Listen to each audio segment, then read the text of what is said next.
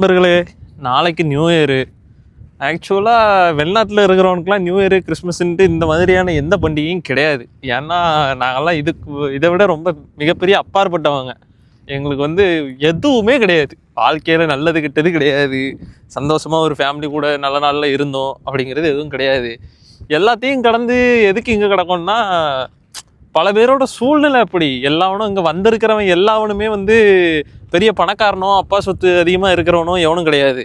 ஒன்றும் இல்லாமல் கஷ்டப்பட்டு தனியாக முன்னேறி, இல்லை வீட்டில் அப்பா இருக்க மாட்டாங்க, அம்மா இருக்க மாட்டாங்க, ஃபேமிலி ஸ்டேபிளாக இருக்காது, காசு தேவைப்படும். ஃபேமிலி மேனேஜ் பண்ணுறதுக்காக ஓட்டத்துக்கு ஓடி வேறு வழி தெரியாமல் தான் இங்கே கிடக்குறோம்.